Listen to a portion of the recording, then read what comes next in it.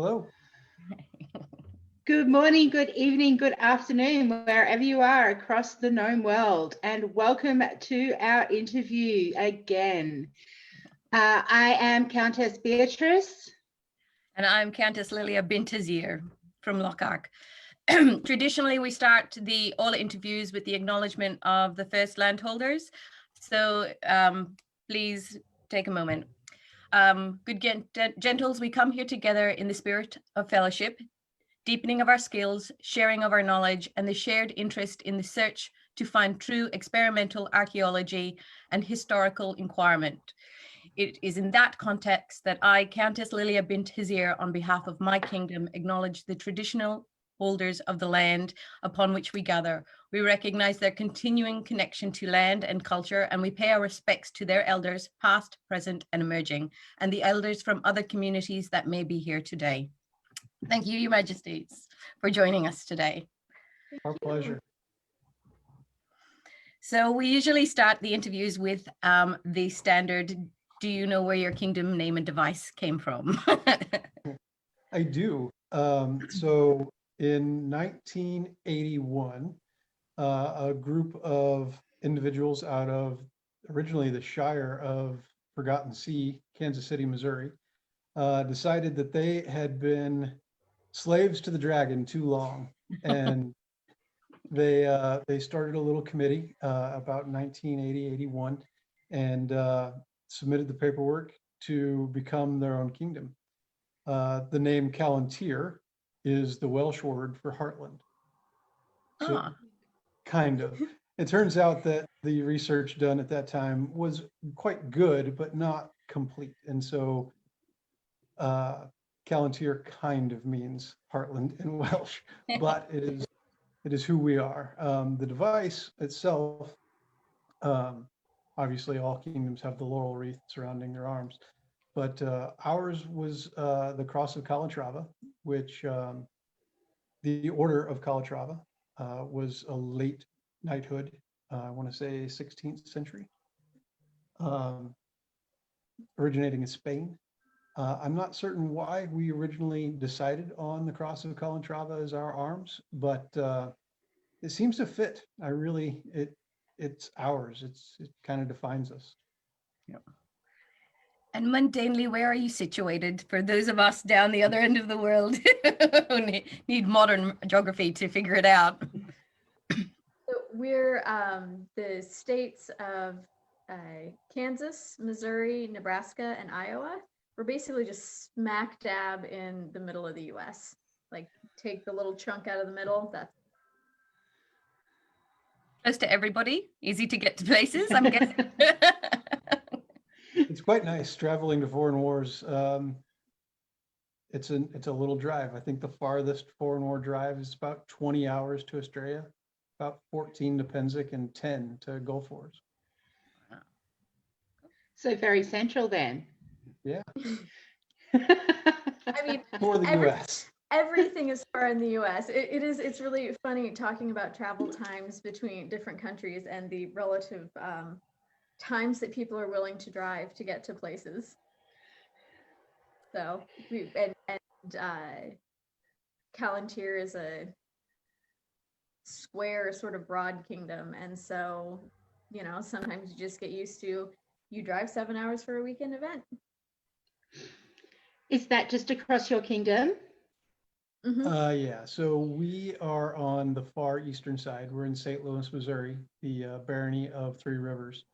The farthest reach of our kingdom is actually the Borderlands now. It's a new contact group. I want to say Dodge, Kansas, like Wyatt Earp, Dodge, Kansas. I think that's about 8 hours. Yeah, it's an 8-hour drive from here to there. Though we both grew up in Kansas City, Missouri, the barony of Forgotten Sea.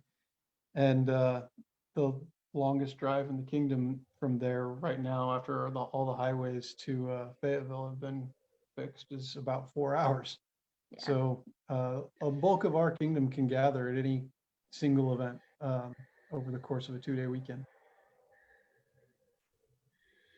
Within driving distance. That's quite fascinating for us because we definitely have places that you have to fly for a weekend event. Well, when a portion of your kingdom is an entirely separate island. Yeah. And another country. Yeah. Yeah. Yes. So what is your kingdom known for across the known world? Singing. Singing. Calontir is the kingdom that sings, but I'll do you one better. Calontir is the kingdom that makes things. Yes, that too. We make merchants tear their hair out unless they are merchants who sell materials.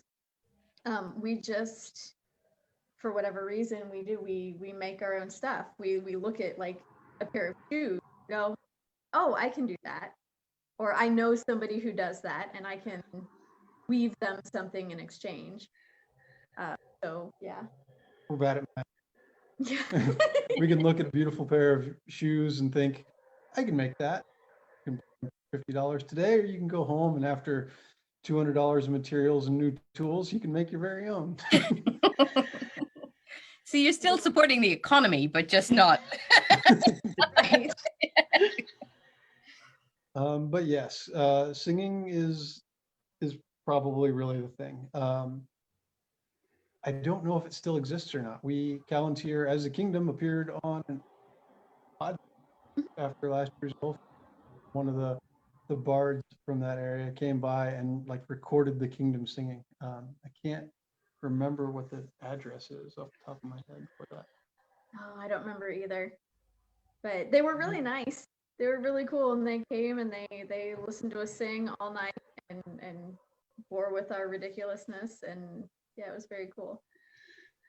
So is it like a cultural indoctrination into the kingdom that, you know, you kind of, here's your first piece of garb and here's the first song that we'd like you to learn? Or is it just the atmosphere that encourages it? A little bit of column A, a little bit of column B. So Her Majesty grew up in the society. I didn't come to the society until 2005, and it was actually a lot like that, where everyone in my local group got together and said, all right, well, if this is the kind of persona you're going to want, then we'll help you make some garb. And while we were all there making garb, I say all of us, it was 3 or 4 of us kind of sewing my first tunic.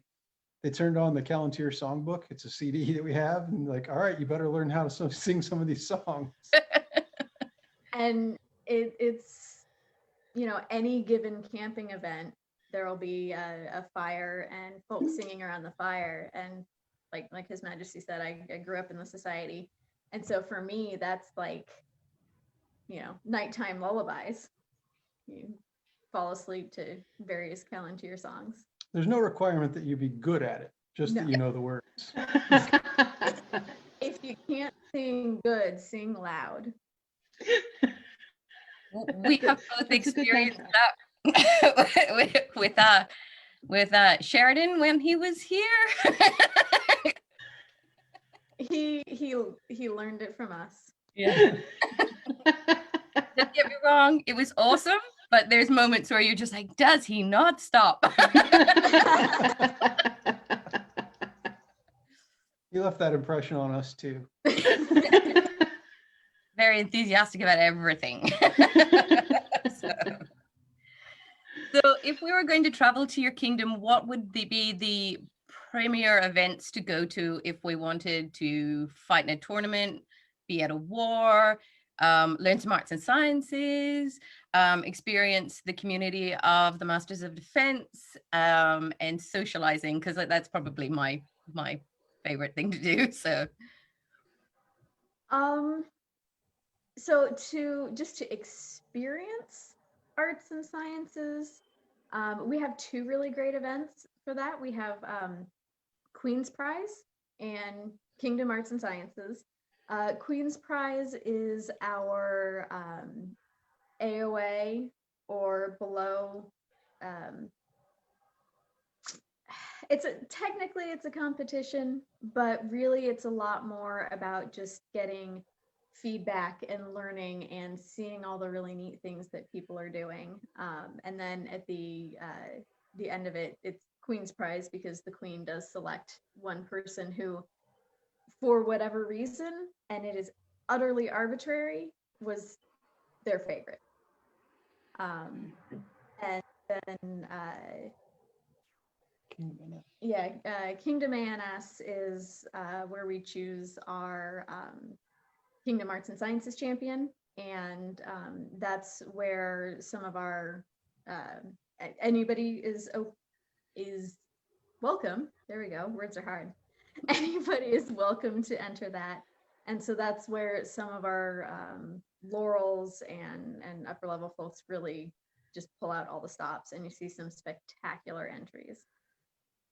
Overall, though, we do host Lily's War. It's usually the second week of June. Unfortunately, we didn't get to have that this year, but that's kind of where we pull out all the stops as a kingdom. We have battles every day. We have an ANS road show. Archery has a huge community that they have their entire field to themselves. The Masters of Defense and all those who practice the art of defense, they have their own field as well. Tournaments 2 or 3 times a week that they have the whole day to hold those tournaments. Shopping and pottery and glass blowing. You may or may not have seen pictures of the Viking ship that several members of Calontir own that we take out on the lake. The Great Machine is also an attraction. More classes than you could ever possibly take. There are classes all day, every day. That is, if you were to come and experience Calontir, that's the place that I would come to experience the whole of Calontir. Yeah. Sounds really, really I'm going to ask you a question about traditions. We have spoken about the tradition of singing in your kingdom. What other traditions do you have? So, as a fighter, as a rattan fighter, one of my favorite traditions that we try to impress upon anybody who comes and joins us, typically speaking, on the heavy field, we get a lot of competitive people. We get a lot of people from other combat sports, or football, or wrestling, or boxing, and there's a temptation, especially as a young fighter, to tell your own story, to kind of brag about yourself a little bit. And one of the things we really kind of push on our fighters as they enter is that you tell somebody else's story. You don't tell your own story. You tell how heroic Olaf was today. You talk about the battle that you were in where Gunther was heroic and he stood up the entire enemy line. Let someone else tell your story, but it's your responsibility to help spread someone else's work bank. And that it does a couple of different things. It kind of helps keep you humble, and it kind of helps you understand that in the Calontir army, this kind of combines 2 different of our traditions. But in the Calontir army, we have a saying that there are no heroes, which kind of goes both ways. It means that everybody's a hero, but you're heroic by doing your job, or that we're nothing without our shoulder companions, that the person standing next to you is at least as important as you are, and that by helping defend them, their glory on the field today is your glory on the field today. It creates a lot of brotherhood. It creates a lot of close bond among that community. It goes a long way towards kind of keeping us together. It's one of my favorite things about it. So one of my favorite things is, I think, really closely related in our general culture is that we're very much your first household, your main household is the kingdom. There are household affiliations with peers and associates and families and such, and those are important, but it's really very much Calontir first. We are all one big family, and we fight like one big family too.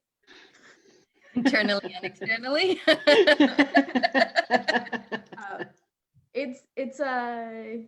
it's a really great way to grow up. This giant, amazing family. I was very curious, and we do have the shared history of Sheridan being crowned across both of our kingdoms. He did bring a tradition across to Lockhart, which is the nail. I'm not sure if that is something that you guys have in your kingdom. It's a nail that is traditionally passed down from the king at their coronations, and it is about how a kingdom may fall for the want of a nail. No, that's he must have picked that up in transit. But I have heard the story. I think that's a good, solid tradition. It's a good reminder that every detail, every person is important.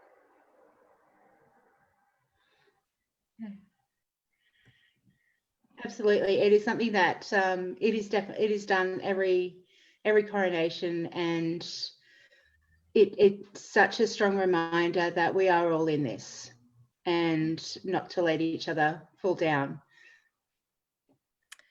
especially now. Yeah, especially now in pandemic time. So is there both your first reign, or have you both reigned previously?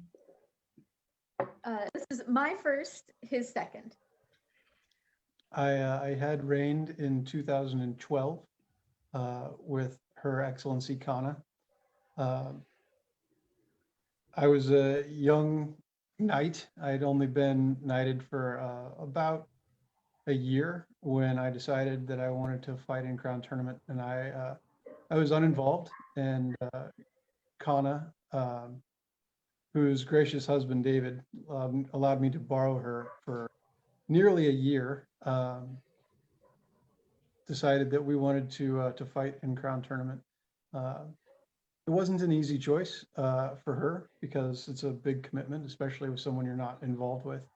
But she did. I say finally, after a couple of months of conversating, because we were friends, but we weren't super close. Certainly not the way that we are now after sharing a reign together. She agreed to be my queen, and then I started training pretty seriously, and I won that fall. Interestingly, a little bit of trivia about me, that particular reign came at a time when we were changing the calendar. So I sat as prince for 2 months and then reigned for 4, as opposed to 6. We usually have a 6-month reign in Calontir. So I now have the record for both the shortest and the longest reign in Calontir. That'll be a trivia question.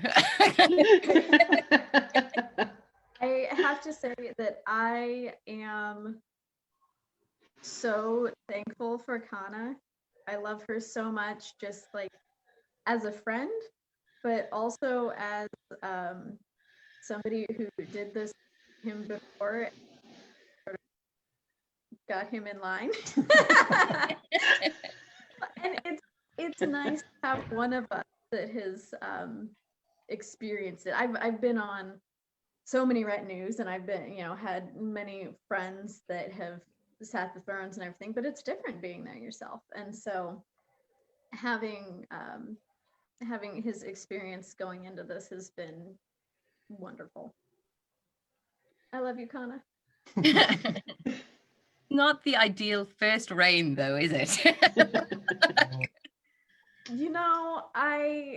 It's not. It is not what we planned going into it.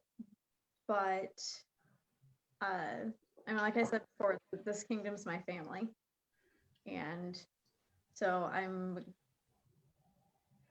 it sounds weird to say it, but I'm glad that there are people on the thrones right now who love it as much as we do.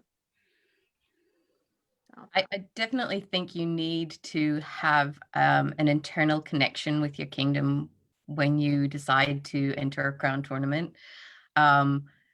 Because as we've spoken to other crowns, if you enter a crown tournament and it's about your own achievements or your own goals, it's a very big shock to the system when you realize it's not anything to do with you and it's all about the kingdom and the populace. But if you enter a crown tournament knowing that you want to do the best for your kingdom, then it's a joy to actually sit on the throne. So I get that 100%. So we're going to ask some origin stories. How did you both get involved in the SCA? All of my parents have been involved in the society since high school and college. So I was born doing this. Both my my mom and my biological father and my stepfather are all in the society. So I've just been doing it my whole life. The closest thing that I have taken to a break really was when I did 6 months for a semester abroad and couldn't really play when I was abroad. But other than that, I've been playing for almost 37 years. Wow. I alluded to it earlier. I joined in 2005. I was about 20 years old, I think. You're so old. And I was hanging out at a local game shop, tabletop gaming, and this long-haired hippie guy with a big old beard came in and was talking about going to a foreign war. And I was like, "You've never been to a war." And he started telling me stories about it. And the next week he brought me to a fighter practice and kind of showed me what the SCA was about. 6 months later, I was squired to him, and he brought me to my first foreign war. I was a wrestler in high school and in college, and it initially the one-on-one combat of rattan fighting really kind of replaced that gap for me. And as I got further and further into it, we talked a little bit before the interview about my love of strategy and military history. So as I got a little bit further and further into it, I started really enjoying the camaraderie and the brotherhood of fighting with the Army. Since then, I've had the opportunity to lead the Calontir Army a couple of times on the field as general, and I just completely hooked. I don't know how else to say it. Just one day I wasn't in the SCA at all, had no idea what it was, and a week later I was head over in heels for the dream. I couldn't believe. That's awesome. Queen Tamar, I do have a question for you. Growing up in the SCA, how did you find that as a teenager? And how did you stay engaged? So this is a conversation that we have a lot about how to keep that age like involved and engaged. And I honestly have kind of a hard time with that because I don't remember really having that issue. I think some of it is the fact that just our household and friends group and family, it was very much, if you can like behave like a reasonably adult human being and carry on a conversation and all that, then well, that's how they would treat you. And that's, you know, my parents all always encouraged learning and encouraged me doing what I wanted to do. And so I never really felt particularly disengaged. The closest maybe that I ever got was sometimes when I just kind of wanted to like hide in a corner and read, but I was a great big bookworm nerd too. So like I think that that's really important, and I see that it's a problem with a lot of our youth when they get in that age.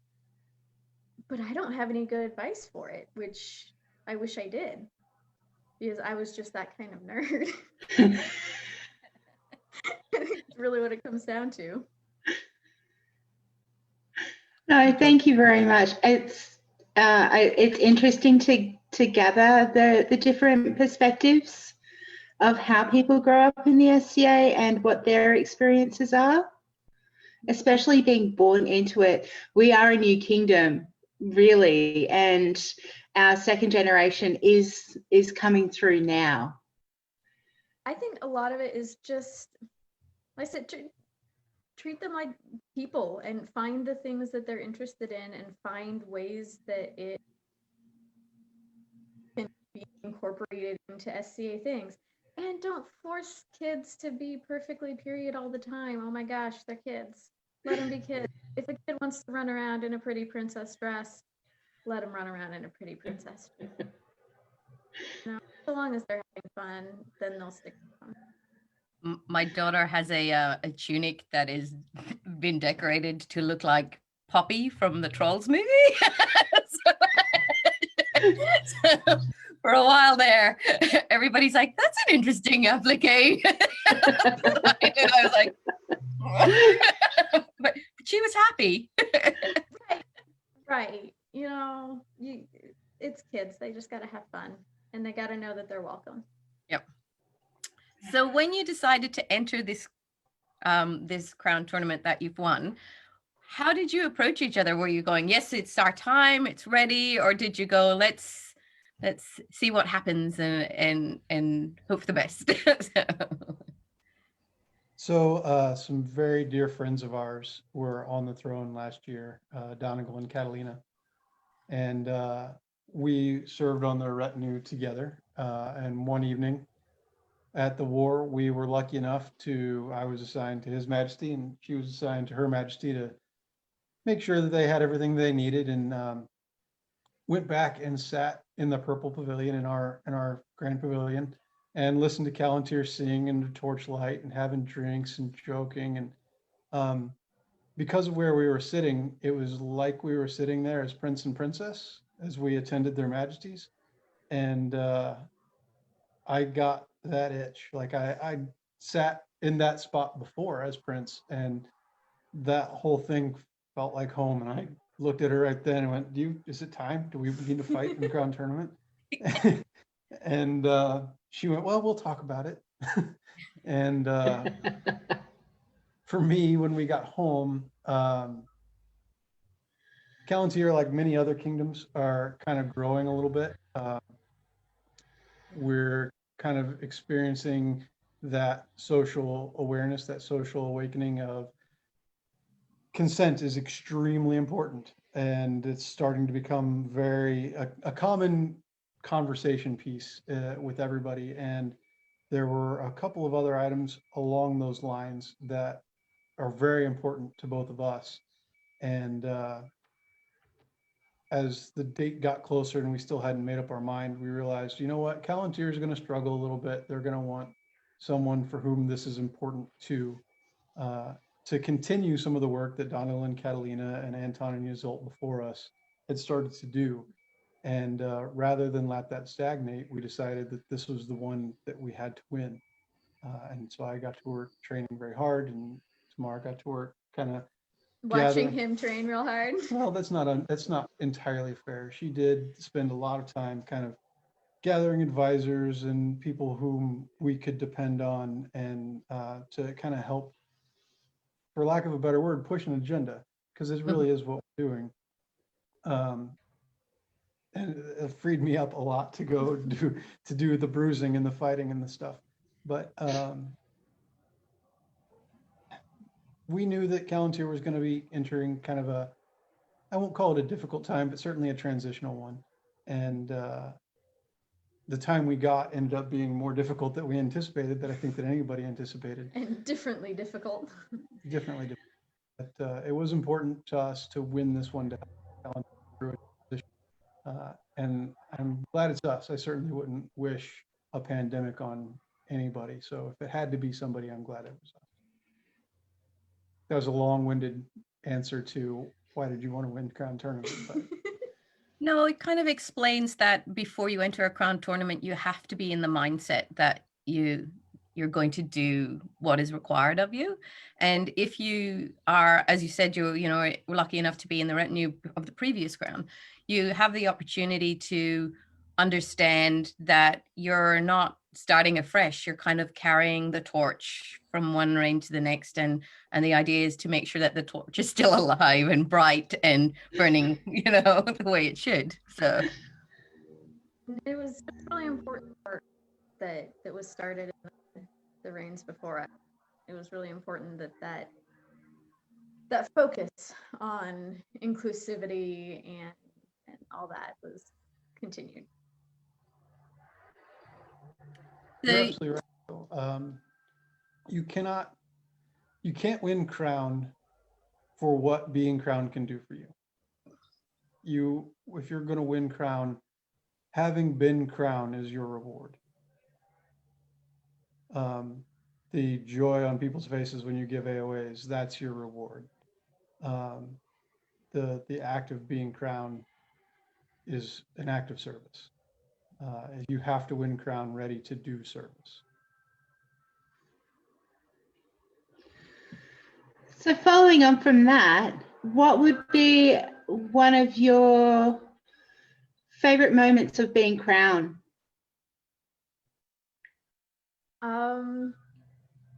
I just love giving awards. I really do. That is honestly one of the hardest parts of this right now, of not being able to meet in person and see people in person, is we have these awards that we want to give. We have lists and we can't do that right now. But I love that. I love seeing people's faces, and I love the looks on their friends and family's faces out there. I love that. That is just so fun. To add some context to my answer, we got 5 total events before Gulf Wars was shut down. We were coronated in January, and so we had 5 events to mid-March, and then Gulf Wars, of course, made their announcement shortly after that. Pretty much everything closed down. So the total experience has been few, but very joyful. It's going to sound very cheesy as my answer, but getting to make Tamar queen and seeing her face as she swore fealty to the populace, certainly, by and large, my favorite moment of the entire thing.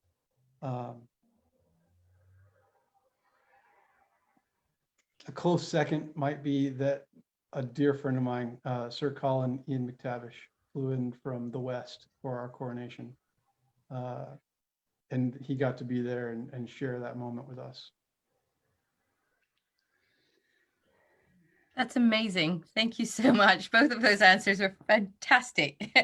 So we've obviously you're both doing a Roman persona, and I spoke to you before the camera started that you've both got a very deep interest in Roman culture and society. Obviously that wasn't chosen, that's just your persona. So is the whole kingdom doing Roman at the moment, or is it just your retinue and yourselves? A shockingly large number of my friends committed to their barbarian personas have all put on tunica and don lorica for me. It's been pretty fantastic. But by and large, Calontir has a Saxon persona. Most of our history, most of our lore, our devices, our awards are all based in Saxon culture, Viking culture. Not that those are the same thing, but although you will find, if you make it out to Lily's, your typical Midwest summer is not cool. And so there are a whole lot of folks who are Roman for at least Lily's because it's just practical. And comfortable. So, but yeah, there are always those folks who use any particular heavily personaed reign to kind of look into those things, and I think that's neat. But I don't know, people kind of do their So did you have a planned theater for or storyline for your reign before everything went into shutdown? A little, not any through plot or anything like that. I had joked that I was going to have a very Augustan reign. My first reign was the plot of all of that was kind of fall of the Roman Empire, Julius Caesar timeframe. And so the joke was that I was going to do an Augustus reign and that I was going to proclaim myself emperor. But for obvious reasons, not all of that panned out. That's probably the saddest thing about the whole pandemic is that Her Majesty and I put a lot of work into gifts for the kingdom, gifts for individuals who were going to be elevated for one reason or another to either a peerage or even a GOA level award that have been special to us as individuals. And so we put quite a bit of work into their surprise that they're still going to get, but the delay has been cumbersome. And I've answered 2 or 3 questions in a row. You should probably say something. It doesn't seem like either of you are monopolizing the conversation, though. It's like very on par, like communication level, which is lovely. So we've had quite a few conversations about reigning during this pandemic, and you mentioned that you stepped up in January. How are both of you staying sane? I am also a hobbyist metalsmith. Spend a lot of time in the shop. I'm also an athlete, so continuing to work out, continuing to do my passions. When things get a little crazy, just go to the shop for a couple hours and concentrate on. If anyone is a metalsmith, fine metalwork. You're not giving it 100% of your attention. You're going to melt something. You're going to cut yourself. You're going to do something. So that's my meditation. I go to the shop and either work out or work on a small project and kind of let that take over for a couple hours. I've been giving myself permission to just like take an entire Saturday and read a book or two, or any actual responsibilities. And I've also, to get myself a little more out of the house, been doing some trail running. Prior to pandemic stuff, we both climbed regularly. So I hate lifting weights. I don't know how he does it. So I had to find something else active to get myself out of the house. And there's a trail not too far from the house. So I've been doing some trail running there. But more on topic, back to the singing thing. Every Friday we have Zoom Bardic, where Calontir gathers to sing. I've been going fairly regularly to an online fighter practice. The kingdom has really stepped up as a whole to continue the classes, continue the Calontir traditions of gathering and being together, even remotely, and they've been fantastic. Yeah, I've had a really nice time taking classes both from our own Calontir and from people in other kingdoms. That's one of the things that's actually been really neat about all this, is because people have been making these accessible online, I can take a class from anyone, anywhere, and that's been really cool. We were talking earlier on, and you both have, well, one of you has a couple of online links that we're going to add into the commentary, just so that our kingdom can stalk you a bit more. There is a level of myth and legend that comes with the SCA in every kingdom. Do you have a specific myth that you think is hilarious to outside world? Or is there some story that you love telling that gets blown out of proportion every time you mention it? So when I first joined the SCA and I was given the AOA award for fighting Calontir, the Ear and Feared, I was asked to join the Queen's Guard at a foreign war. And the Queen's Guard wear these special tabards, and they've got this little flap that hangs off the shoulder. It's got a little rose on it. And I fought in that all day, and I got ruined. I was beat up, right? I'm just an AOA level fighter, and I felt like I spent all day on the trek back to Res Point. It was just miserable. But after the battle, I remember hearing someone from, maybe it was the East, telling their friends, "Do you see those guys over there with the little thing on their shoulder? Those guys, you can't even get those in Calontir until you've been fighting for like 15 years. Those guys are badass. You need to stay away from those guys." And I'm just covered in bruises. I can't even get my arms over my head to put my helmet on. And I just got all big and tall and just kind of strutted on by because I wasn't going to let them think I wasn't that guy. Sounds about right. I don't know. I can't think of anything offhand. No, I think a lot of ours are just our personalities. Like we have a lot of big personalities and people, people who other people tell stories about, and I'm like, Neil.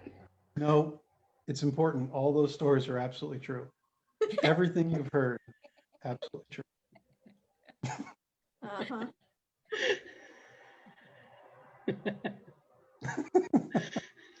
So does your kingdom have a specific award that is basically makes you feel very proud to be giving it out? I mean, all kingdoms have peerages and all kingdoms have obviously AOAs and so forth, but is there one particular award? In Lockhart, we have the Lockhart Order of Grace, which is a symbol of somebody who stands above when it comes to showing courtesy and honor and so forth. Does Calontir have that award or that kind of award? We have a couple of awards that kind of cross lines with that that are very rarely given, though I think probably your favorite one, right? Which? The QED. Yeah, so one of the privileges of being queen is that you can give out during the course of your reign 3 QEDs, the Queen's Endorsement of Distinction. Oh my goodness, I lost words again. Words are so hard.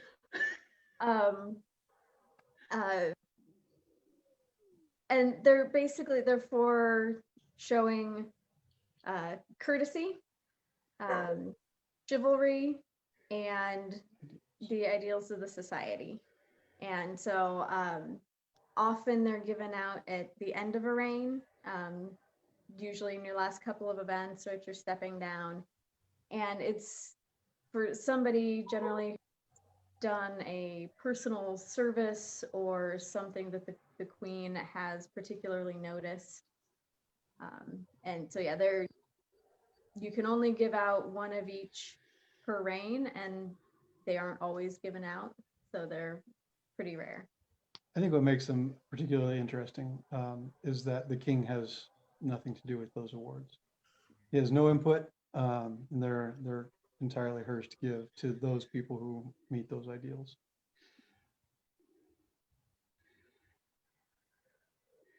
That's a lovely tradition.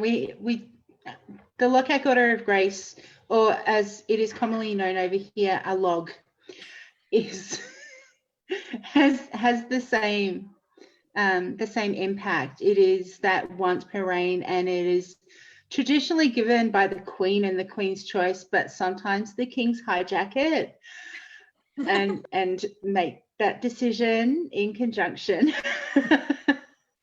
Well, look at me. So, and talking about traditions and awards, in Lockhart, around our crown tournaments, we have 2 awards that are given, and they're the wreaths.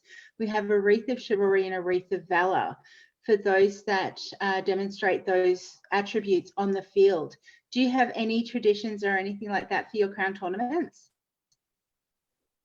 Not for a crown tournament. Well, not for not specifically like that for things that you did. Part of our procession beforehand, generally the consorts will receive a rose and the combatants will receive a favor. But that's just something everybody gets. But it's a nice tradition, and you have a moment to speak with the sitting crown and all that. Okay. So that is actually very different over here, because our combatants and consorts generally receive a token or a gift from the crown, but the roses are reserved for the final of the crown tourney, where we have the Order of the Rose, and we also have the Order of the Coronaria, which is the previous princesses of Lockhart when we were a crown principality, who gather together, and we all gather a rose with the consorts of the finalists to stand watch. That's nice. I like that. Yeah.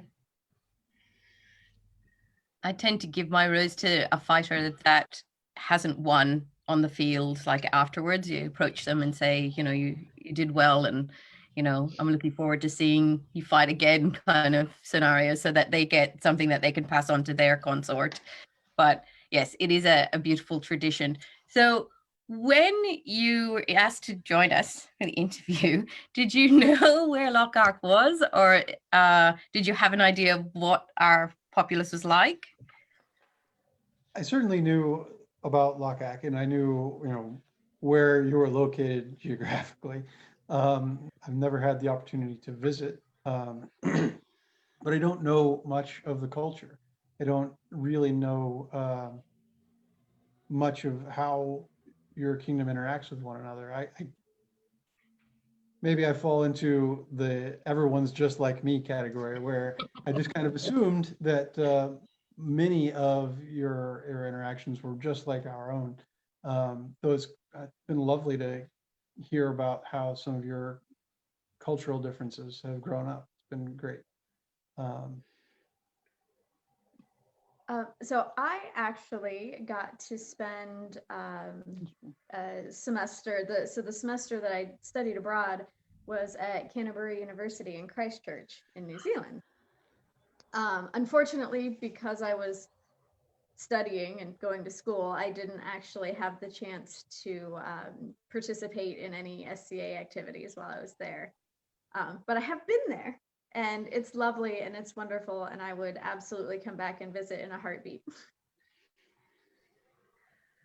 Our kingdom is very unique in some ways, because Australia's history is from the West and New Zealand is from Kaid. So we've actually kind of had to meld the two kingdoms' cultures together, which means that we're constantly evolving, which is fantastic, because you kind of it makes you a little bit more aware of the melting pot that can, you know, like it's amazing. But we still have moments in courts where somebody says something and, you know, people from New Zealand will go, what is that? Why is everybody saying that? That is not, and you kind of find a happy medium, which is wonderful for us. So yes, I definitely wholeheartedly say come down to New Zealand and Australia, because we would love to meet you in person and to pick your brains about what you're both laureled for. So I'm curious. This is one of those weird things that seems like every kingdom is either a Vivat kingdom or a Huzzah kingdom. Yes. Are you a Vivat kingdom or a Huzzah kingdom? We are Huzzah. And so are we. It's just this interesting thing where you go and then court closes and then like, hey, what are they gonna yell? I want to yell the right thing. What are they gonna yell? And we didn't have that. A particular rhyme or reason either about like you know, how kingdoms broke off from each other or anything. It seems to be really random. We had a little conversation with the consuls of the East yesterday regarding that as well, that and how that term came about to be in the East Kingdom, and we still don't have an answer. But I yeah, it is very interesting to see those differences. And Magnus, who is producing a lot of this stuff for us, did some research. And there's also wassail that Eldemir used. Yeah, so it's quite interesting. Yeah, Calontir ended up as a Huzzah kingdom because when we broke off from the middle, who is a Vivat kingdom, they wanted to, there's a couple of things like this where Calontir wanted to have its own personality. It didn't want to just be the East too. It was, that was one of the ways in which we kind of encouraged the populace to grow their own persona.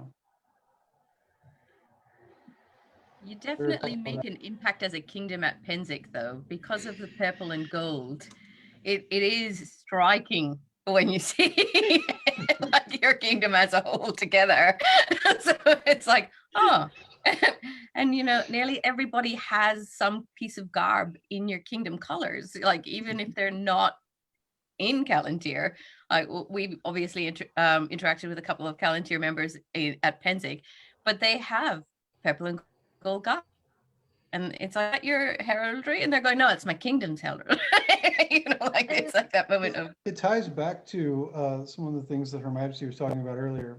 We don't, when we take the field, whether it's the archery field or the rapier field or the heavy field, we don't fight as households. We don't fight as baronies. We fight as a kingdom.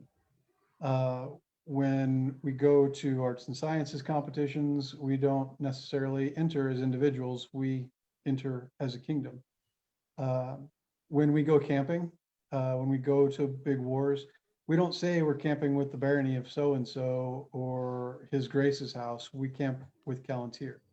I'm uncertain exactly how all that evolved over time, but it's made Calontir the family that Her Majesty was talking about. We all have the purple and gold.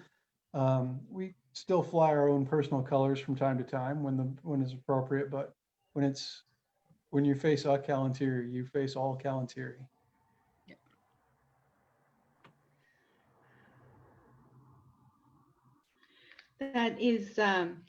That's a really strong connection to the kingdom, and it's something that we have Lockhart pride here, but I think it's still evolving in that space. And because we do have that distance, we are two countries, and you know, we are that blended culture coming together. It's lovely to hear that some places do that, especially when we are so far removed. So when we have events and we do have wars, it is baronies. We don't have any principalities, so it is our baronies generally going against each other. It's interesting, and it's an advantage that Calontir has, that because Midwestern attitude, we're within driving distance of pretty much everywhere. Calontir rarely fights itself. I mean, we have the smaller 3-day events where we have some battles or whatever, and we fight, you know, amongst ourselves, but they're really more fighter practices, where we're exercising maneuvers against each other, and we kind of reserve fighting the enemy for going to war. Even our own internal war, Lily's war, it's not us versus anybody else. It's usually something made up. It's Romans versus Gauls. It's Vikings versus Saxons. So it's not ever really Calontir fighting each other in that way. And there aren't really like points or anything like that. There's really, if you had fun, then you won. Yeah. That should be on a t-shirt. Lily's war. Fun. That's a great concept. So I want to get you both to talk about what you were laureled for, because like I said earlier on before we started recording live, you both seem to be so passionate about what you got laurel for, which is which is, I think, amazing because, like I said, I feel that you never stop learning after you got your laurel. So I want the populace to know that you can still be involved in your passion after all these years. So To answer the question a little bit more deeply, I'll start and then I'll let Her Majesty dive into her specialty. We both have achieved our laurels for something that's fairly unique to Calontir, in which it's kind of colloquially called a lifestyle laurel. And it's for really kind of embracing the period lifestyle. And when you're at events, presenting yourself as if you are that person. Um, for myself, that was bent more towards being a soldier, being a legionnaire. But Her Majesty. My focus has been a lot more on the material culture and worship and how to run a home and those basically the non-military aspects. I'm interested in kind of women's studies throughout history in general, and so a lot of that I'm particularly interested in the writings about women and how do we research women in times when so little was written about them, and how do you read around these other things And to nothing by women. how do you read around all this other stuff to try to find the truth from the propaganda about other things. So And we talked a little bit, like I said, mine is more, started off actually researching the day in the life of a Roman soldier. What would you wear? What would you carry? How far would you march? What would you do at the end of the day? And evolving that through time as I achieved more in the SCA, from your standard tiro, your regular grunt who's marching in line, to the centurion, to the legate, to the consul. What were their lives like, and learning to adapt myself and my kit and my presentation to that as I achieved more throughout the SCA. does it bleed into your mundane life? Absolutely. yes. Practically, yes. Very, very practically. All young athletes probably have some amount of anger issues. I had my own. Through my research, I stumbled on the Stoic philosophies, and I am a practicing Stoic, as far as that goes, as practicing a Stoic as a person can be. It's not religion, it's just philosophy, in that I try to anticipate inconvenience. I try to anticipate anger and deal with that well before it comes up, and it's made me a much happier person. A better fighter, I would say, as well, within the SCA. Absolutely. Certainly much better at dealing with loss. For instance, Crown Tournament. One of the things that we talk about a lot as fighters is the mental game of fighting, and how do you deal with disappointment. And you take your first loss in a Crown Tournament, and it's difficult to put all that back together unless you have a strategy to put all that back together and get back in the game. You can either think of it as, well, I'm down one, because we fight best 2 out of 3. I'm out, or I'm sorry, double elimination tournaments. So if you're out, and you only have 1 left, you start doing weird math in your head that's not profitable for the rest of the tournament. Or you can think, I have 1 left, perfect, and I'm on the loser side of the tree. This is great for me. And Your Majesty, how has your persona and your joy of Roman culture bled into your mundane life?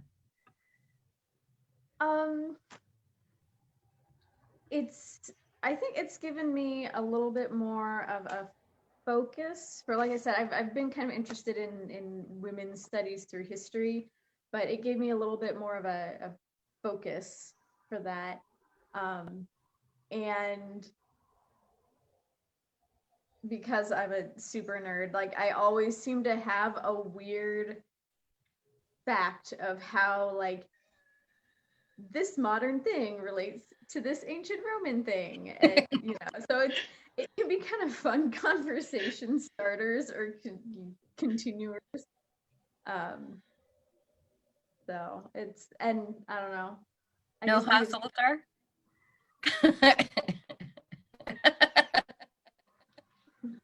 somebody won't let me have an altar in the house, takes up too much space. But and I mean, from a purely material standpoint, it just sort of keeps bleeding into more and more bookshelves. Yep. It's interesting though, because we have these conversations regularly. Women's studies is important in what, but it's not a focus of mine. And talking with Her Majesty about the things that she's reading and figuring out exactly how old some of the things we all take for granted on a day-to-day basis really are. How, and this happened by accident, the roles that we've assumed in the SCA, especially within the Laurel, are traditional Roman roles, that I would establish a house, that I would purchase a wife, and that she would then be placed in charge of the house and the day-to-day running of that, while I went and did something else. And I would go fight battles or govern an entire province or what have you, that she would stay home and maintain. Those types of things that we're talking about on a day-to-day basis are extremely old, 2,500, 3,000 years old, and how they continue to impact us. It's kind of why some of these things that we've talked about a little earlier are so important. They're very long. So we're coming to the end of our interview, but we've got a couple of fun questions about Lockhart, which we are going to ask because I've monopolized the conversation.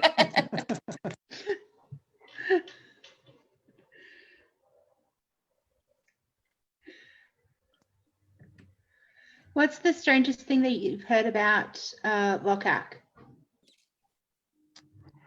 I have heard the pronunciation of the kingdom's name about 8 different ways. Yes. And everyone swears it's the correct way.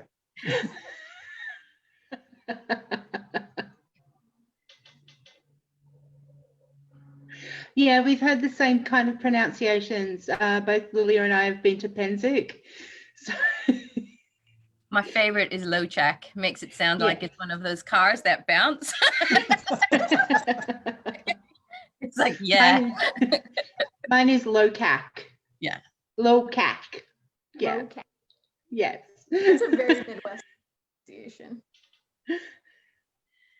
And is there anything that you would like to say to our populace or your populace, just as a final quote before we finalize the interview?